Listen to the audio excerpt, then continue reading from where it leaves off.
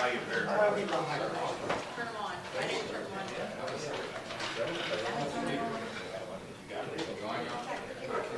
I'd like to call to order tonight's safety meeting. Second. Thank you. You're welcome. You're welcome. Okay. Mr. Bowles, excuse me, Mr. Bowles.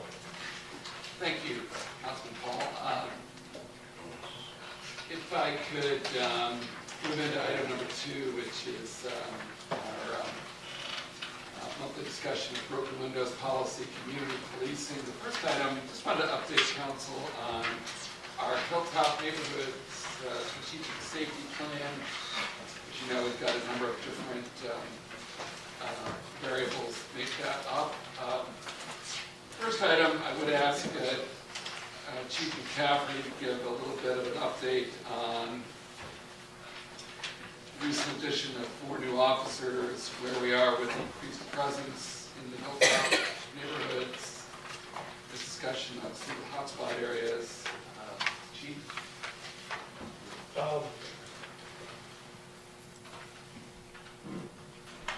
We have 2 officers on light duty.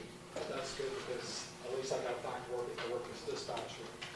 2 of the 4 officers that were recently hired, 2 of them had been officers prior. They did, I think, 8 or 9 weeks in the FTO program. They're doing good, so they're able to work on their own. The other one had never been a police officer, so he'll try to do the full. And the one is still doing class action. Thursday at 1:30, we're going to hire, swear in a new officer at 1:30. When do you? Thursday at 1:30.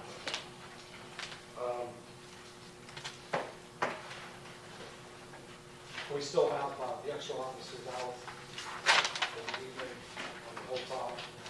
That seems to be working good.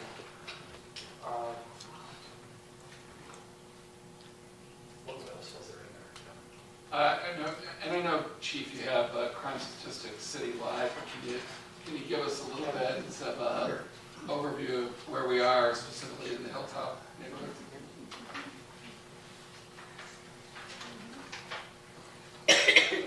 Everybody has these. I think there was, in the past month, there was 3 actual shots fired calls. 2 of them were downtown on Adams Street, one being Saturday evening.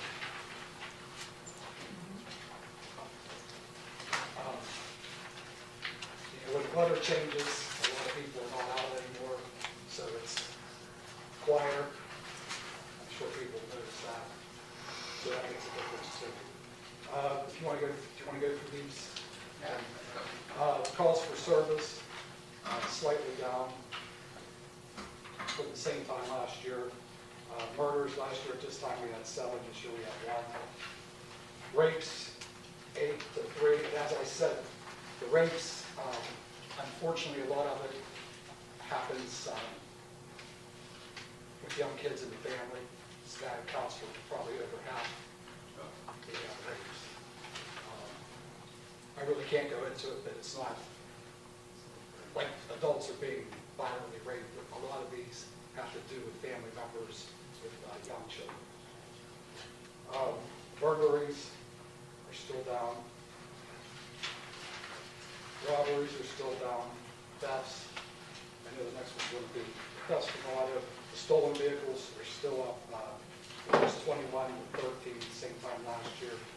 As you recall, I think it was late this spring we had that rash where one person stole, I think, 4 or 5 different vehicles. I think he drove one through a building. So,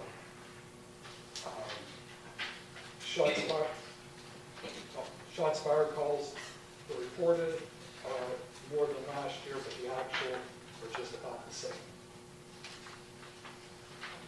And there's still no reported arrests for 2014 as there were in 2014.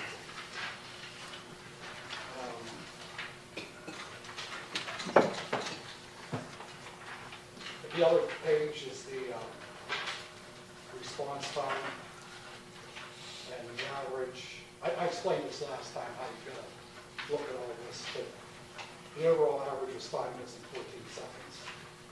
The average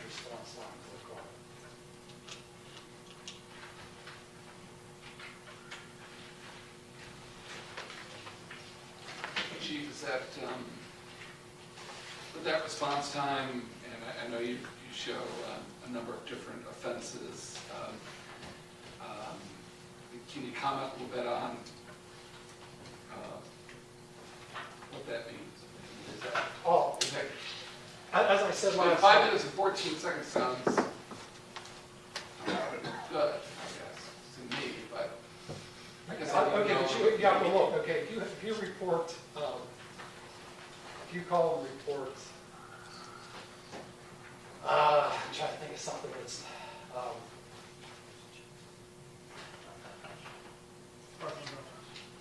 no, parking bells will get there pretty quick, usually. Say you want to report you came home and you noticed something was missing. It's been 3 or 4 days since you noticed it. We're going to take the other higher priority calls first. So that goes into the whole average. And then if you have like a shots fired call or a accident with injuries, you get there a lot quicker. So that will raise the average. And then the dispatch time, the travel time, the at-scene time, the total time on the calls and the units. Like I said, it's the number of units that responded. So on alarms, we had a lot of alarms, so you'll have 76 units. And then you also have to take into effect, it's the average time that the units arrive. So you could have a unit arrive in 20 seconds, it could be right there, but it could take, like the West End car that happened downtown, 2 minutes to get here, and it takes the average. It's just the way the computer does it.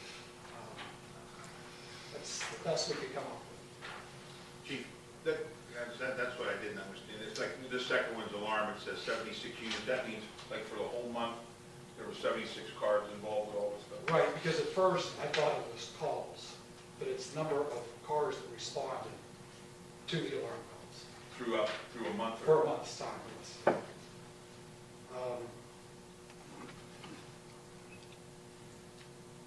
Yes. Like you can see, PD accidents 42, shoplifters, we have a lot of shoplifters in Steubenville, 34. Check areas, just a random.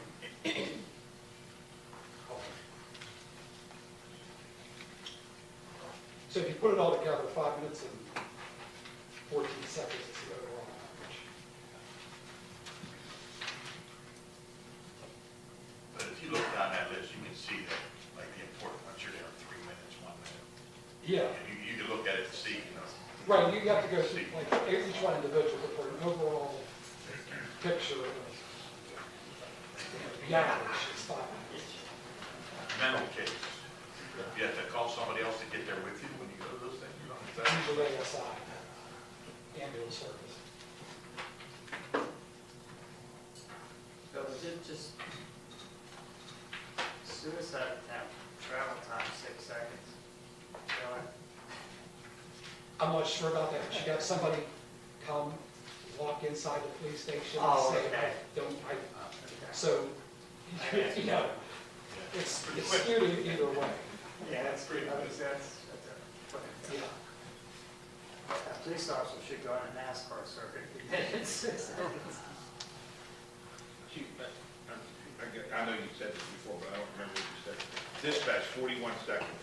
So that's how long they were on the phone. Yeah. Then the travel time took 3:31 to get to the call, right? Yeah, the average of all the units. And then at the scene. That's how much time they 5 minutes, spend and at the scene. the total is 9:32. Right.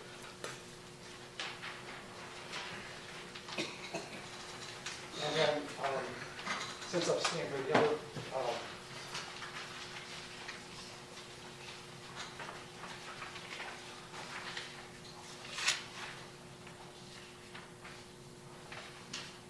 I don't think I have one for myself, but the other page is arrests.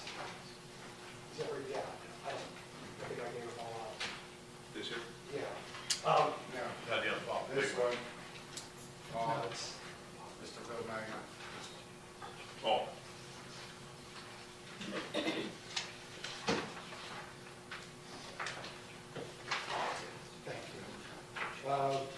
You can go through and we'll tell you everybody that was arrested, what they were arrested for. And then the juveniles, we just have juveniles, we don't put juveniles' names. So, total arrests 192 people were arrested on 227 charges.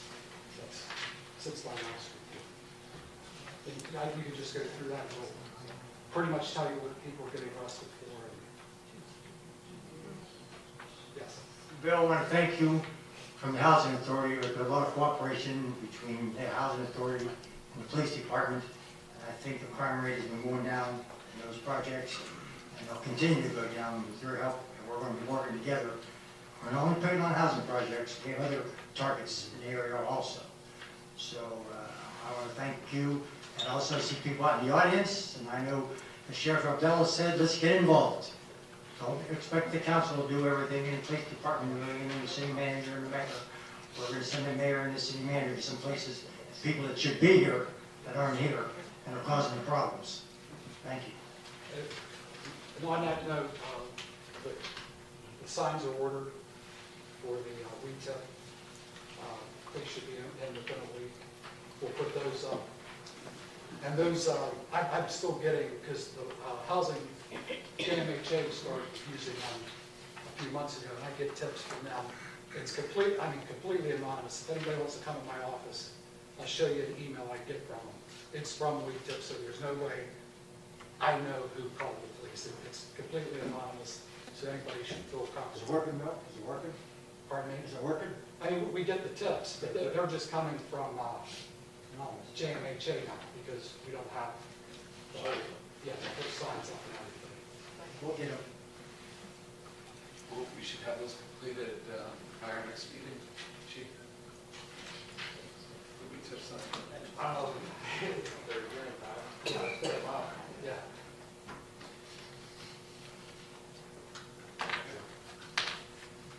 Any other questions from council? Thank you, Bill. Shifting gears a little bit, in the Hilltop neighborhoods, we've been working on our street lighting, specifically looking at an inventory of what street lighting we currently have, where we have it, where we don't have it, identifying street lights, ones that are in need of repair or replacement, identifying options for decorative street lights to install and the associated costs. We can budget that in our 2015 budget and in our capital improvements plan to phase in these new street lights. We don't anticipate that we're going to be able to afford doing it all in 1 year, but putting together a plan to phase those in, where we need to install them, the conduit, the wiring, wherever that's needed. And then before that, a meeting with the Hilltop neighborhood to get citizen feedback prior to any installation, and see what the residents there would like. Chris Petrozzi's been our project manager on this. Chris, can you kind of fill in the blanks? Yes, I've received all the mapping for all that's necessary for the review of the street lighting on the hilltops. And have been reviewing the applications where there is lighting versus no lighting. I have a meeting Wednesday morning with representatives of AEP up in the Lakeville neighborhood to look at a typical block and discuss the approach to the project. What we're looking at, and I think in your packet there's a photograph of a street light that AEP provides. AEP has a program where they will provide those lights. They will maintain those lights. The only difference is, yes, that's the photograph. The only difference is it will be black. And AEP does own the lights. The city would be responsible, however, for installation of underground conduit to get the power to the light. And that can be done either by directional boring or trenching. But I have a meeting again Wednesday morning with AEP in the development to review what would be involved in a typical block. And then we'll also be looking at going further might be the entire right of way. In addition to just street lighting, looking at street lighting as well as from urban design aspect, what we need to do to improve the entire right of way within a typical block. An example might be sidewalks, street trees, crosswalks, things like that to make, to improve an entire block in addition to just the street lighting program. We hope to have the urban design component of it done sometime in the first quarter of next year. But in the more immediate, looking at this program that EEP has, where, again, they provide the actual lights, the city would pay the electric bill, and be responsible for the conduit. Excuse me. If you need to have a conversation, please take it out in the hall. Yes, sir. Thank you. Continue, Mr. That's all. And as I mentioned, we should have those numbers pretty solid for the budget in terms of our street lighting plan. If there's any questions on that, Chris or I would be happy to answer those. I just have one question. Yes, sir. If they don't fall within the Almont areas or community development where we could receive federal assistance or assistance for the property owner, if we're talking about a sidewalk or a landscape, streetscape improvement, the resources will be from the city, or will we assess the property owners for those improvements? To be determined. Oh, okay. A bunch of the area, the entire Belleville neighborhood and the eastern half of Pleasant Heights, from Boston at least, is CDBG eligible. It's that western half of Pleasant Heights that is not. Well, you want to carry the theme out, and Yes, that was a yes. concern of mine, because if it's going to cost the property owners, I'm sure they'll be interested. You're fairly confident, Chris, that we can do that. Yes, we do the installation of the underground conduit. Yes.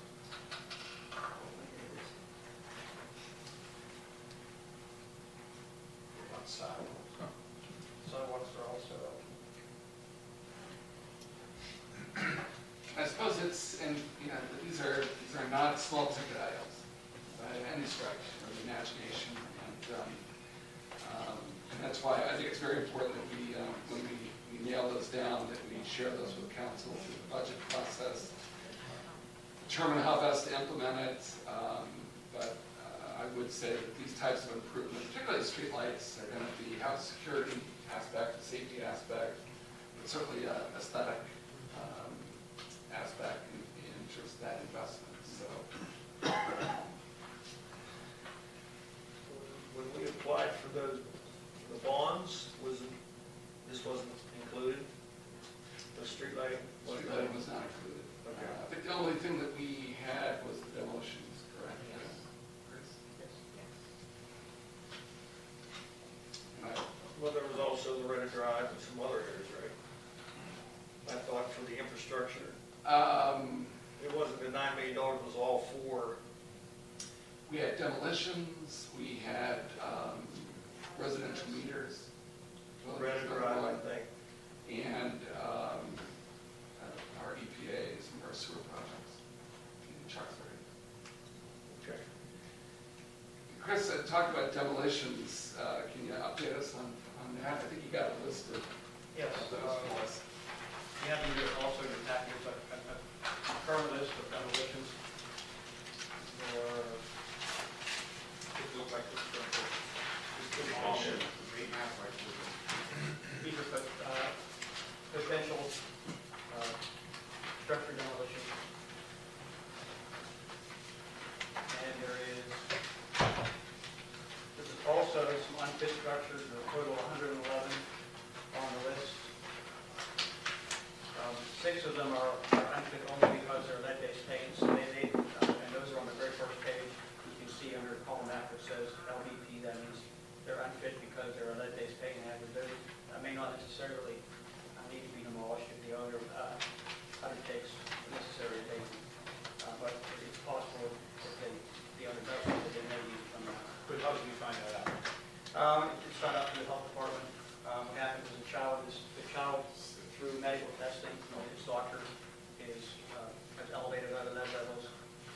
state health department would then come out and check the residents, and then with a base pain assessment, and then make a determination that there is a lead hazard of the home, and then they would have the home vacated and issue an order to have the owner abate the property. Thank you. Thanks, Chris. Moving on, I can update council on the Hilltop Community Task Force.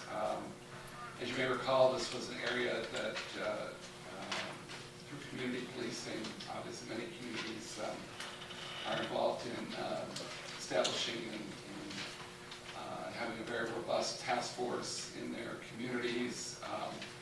I appreciate, reached out to the Hilltop neighborhood, CDC, and are going to be helping us with that in that effort. It's greatly appreciated. Also reached out to the chamber. I think it's important that we have a business representative, and we will also be reaching out to the university and school district. So we continue to work on that initiative, and I anticipate great value in that effort. Chief, I don't know if you've been working with the Ohio Valley Community or the Chiefs Association, anything that you can report? I'm going to a meeting on Wednesday, and I realized that when Captain Anderson and I attended an FBI class in Cambridge put on school safety. I spoke to several chiefs, and we're going to continue that discussion Wednesday. I'll report on that next week. Very good, thank you.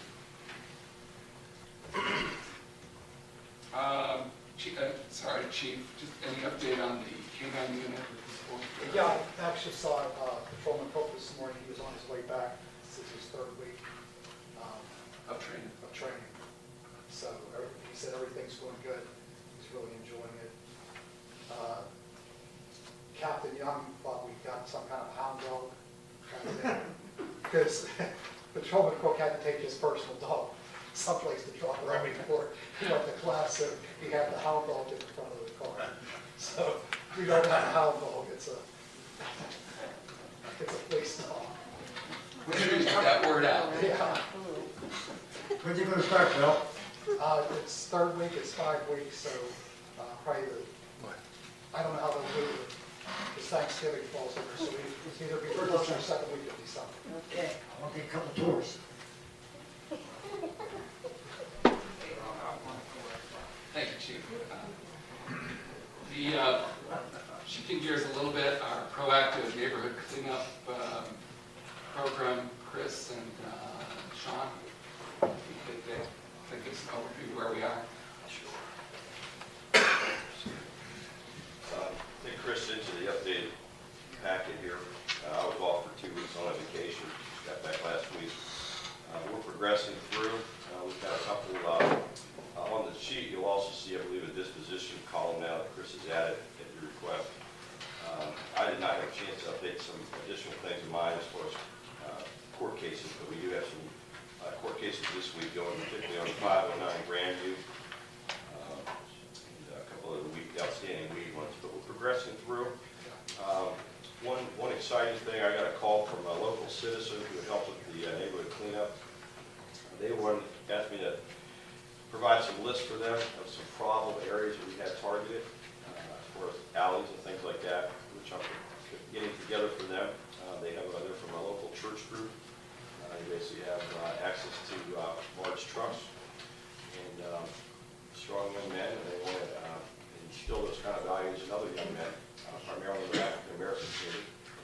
And so they're going to be trying to go through some of our alleys and taking out some of the junk stuff with it. So I'd say any help is very much appreciated.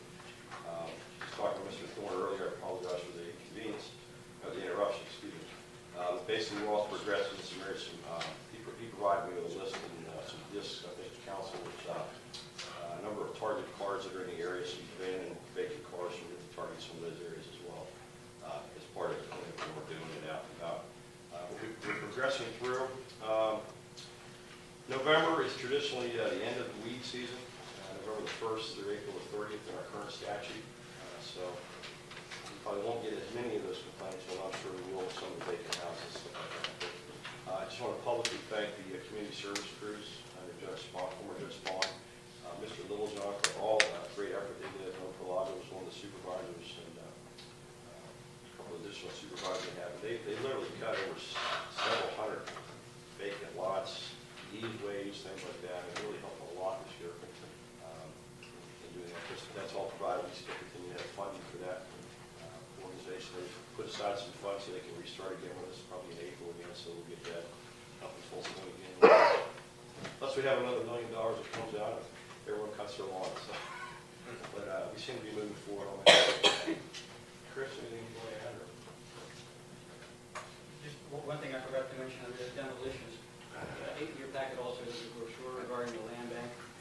There's information here about the land bank, just for your knowledge. If you have any questions about it, I'd be happy to answer them another time, or the mayor can answer them as well. Sean? Yes, sir. I will point out that on the brochure that Mr. Petrozzi just made a reference to, I made a change earlier today under Howes County Land Bank funded. We also accept land donations, so there'll be new brochures. Sean, you're doing a good job. What happens when they go to court and the judge orders them to do something and they go do it? What's the other alternative? House arrest? Well, the ordinance provides for, it's an arrestable offense. Generally, we will send a... There's no room in jail. We can make room. Okay, cool. Well, good, that's good. Yeah, we've been able to secure room when we need to for other things. But traditionally, what's been happening in the court, we used to have a first-time offense and usually get the case dismissed with court costs. Now we've just upped that and said, no, we're not going to do that. We've been doing that for several months now, about 6 or 7 months with Judge Spawn, and it's been continuing under Judge Nutter. The first offense, he's basically given generally about $150 fine, court costs. If they can't make the fine, then they decide to community service, and then they go out and help pick up trash. So either way, it's back out there. But and then if there's any additional offenses after that, then the judge has given out jail time. Sometimes it's been suspended, but jail is definitely an option on any court charge. It's a misdemeanor 3, and grass cut is misdemeanor 4. Thank you much. Appreciate it. I think we're internally, I think we're pleased with progress we've made with the proactive neighborhood cleanup program. However, I think as with all of our initiatives, I'll be sitting down with Sean and Chris, and it's kind of evaluating it, self-critiquing it. Is there any way we can make more progress, move quickly? Just refine the system. I think we started in May. April 29th, actually. So, I think with anything there can be improvement. So I'm looking forward to those discussions, but we're just going to keep on rolling with it, and I don't see an end date with it, Right. I guess I wish I did. That'd be nice. But I don't anticipate that for a while. But, I do also appreciate Sean and Chris's efforts in this program. I think we're making some progress with it. And a lot of people say they'd like to have more of me. I don't know if my wife would agree with that. But, Don't get carried away now. thanks, y'all. Hey, Sean, is this something to do with you, or is this something else? That's coming up. Okay. Well, yeah, it does have something a little bit to do with Sean, but probably a lot more to do with Bob. Someone might be Number 3 on It's the on the 6th March. Don't worry about it. Thanks, Sean. The name is No.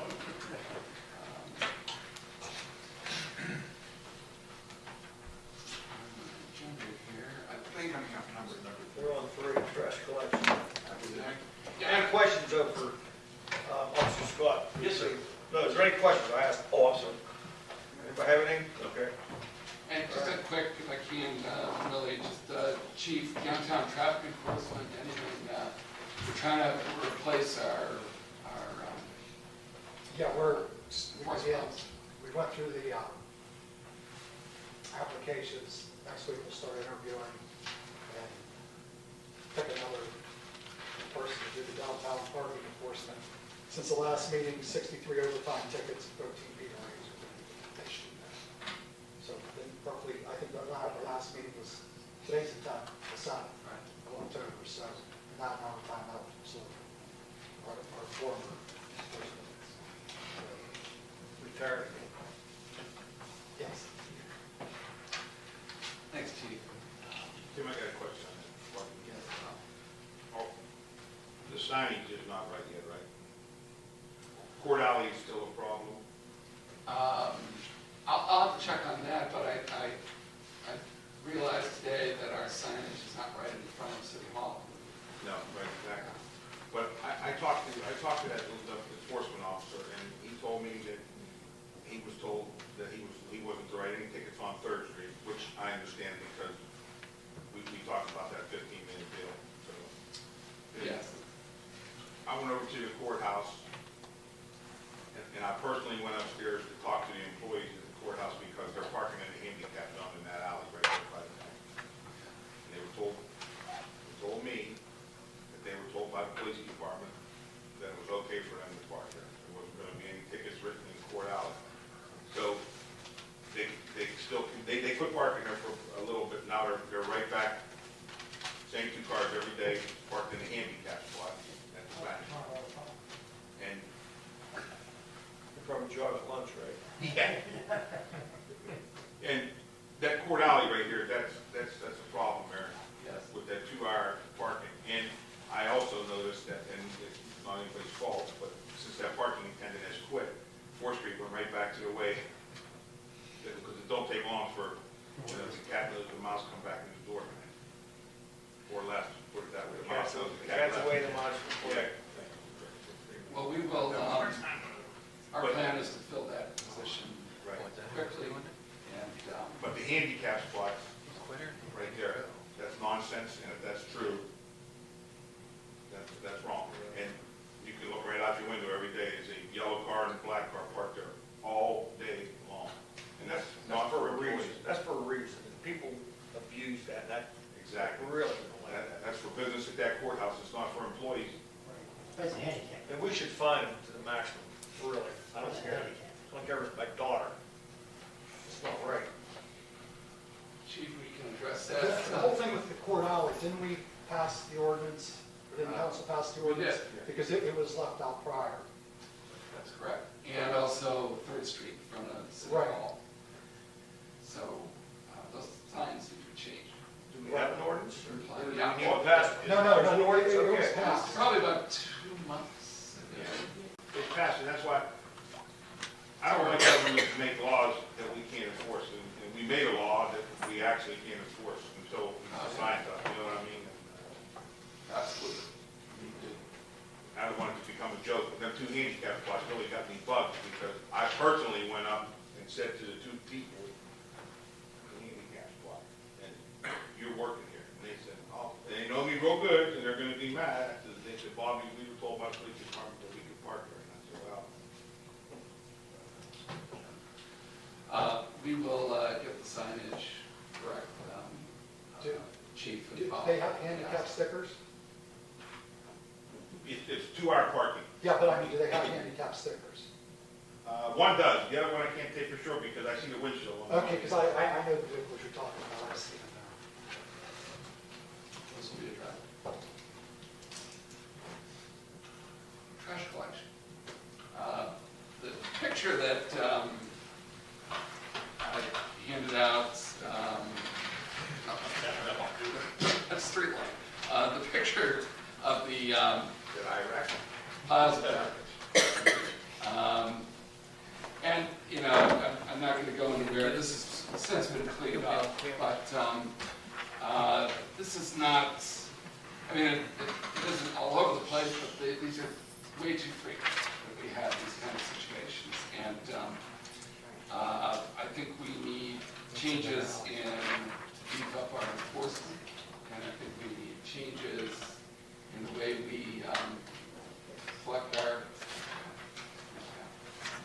Wow. Same thing. Proud to you. Talk a little bit more about it. I think it's 1,000 words. It does. I think you're right. I have some more. Tim, you had asked me, perhaps without the fight, you gave the sections of our ordinance, so I apologize, it wasn't available.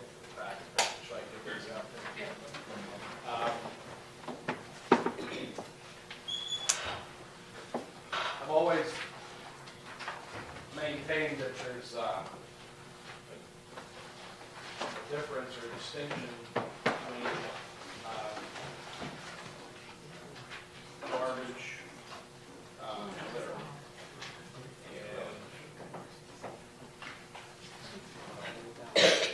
and garbage, Gary, I'm sure you don't need it, you're welcome to. This is what I heard.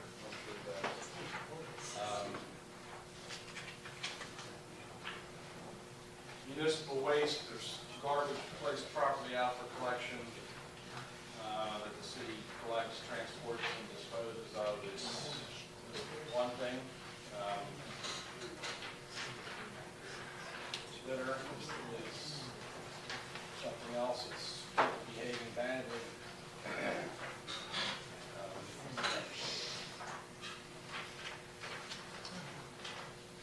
Thanks for not making us in color, that'd make it even worse. It would have been, I don't, wow, have that ability. Really. While you're passing those out, are you aware of the one right now on, what would that be, north?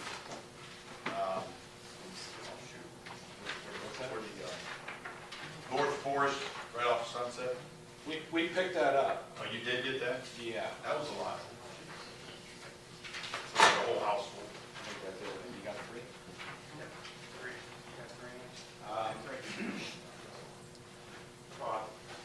Did I miss? I'm sorry. No, I can barely walk and chew gum at the same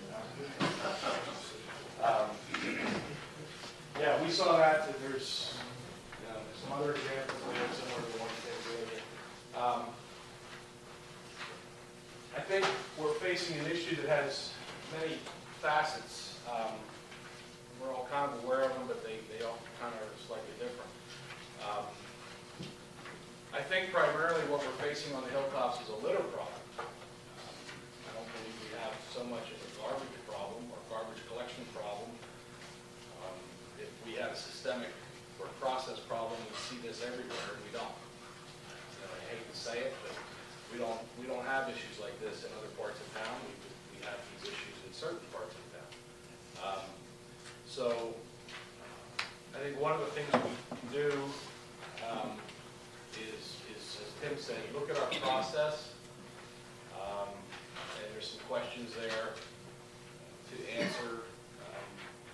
Is there anything that we're doing currently in our process that's contributing or helping create situations like this? Or is there anything in our process that, done differently, would help alleviate it? And that's something we need to look at. The copies of our codified are there. We have certain things filled out. As Tim mentioned, we may need to look at some of the language in there as far as enforcement. We have a lot of things that happen on the street. One thing is that people are doing what by any reasonable person's definition is the wrong thing, or it's excessive. Now, part of the reason is because they're not deliberately trying to do something wrong. They just don't know. They don't know that what they're doing is wrong, or it worked before, so they did it again. And some of it is just, as that picture there, is just blatant. It's just by no reasonable definition is that acceptable, or There's no excuse for it. no excuse. No one could think that that's the proper way to place garbage out for collection.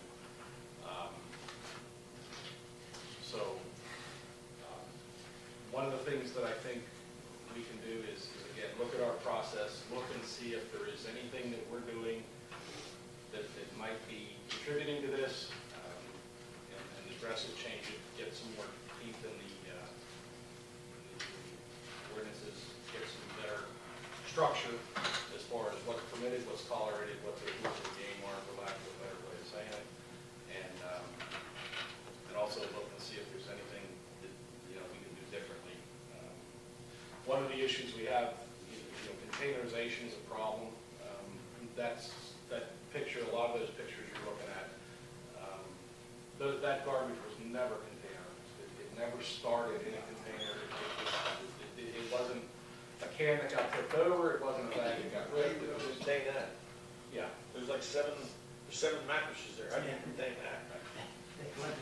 Well, that's an example, that one you're talking, that's an example of someone, I think, who, I don't necessarily know that they believe they were doing anything wrong, because we've absorbed that volume. We've cleaned that up. Is that a renter? Yes. Well, you know, one thing I gotta say, because and I do believe you're right when you say that, there's a lot of people that might not know what they're doing. But that's totally inexcusable, whether you know what you're doing or whether you don't know what you're doing. And for the simple fact that somebody that does know that's wrong lives next door to them, you know what I mean? And this is through no fault of the city, workers, I'm not saying that. But, this kind of stuff really, totally. Well, you don't drive down the street and see that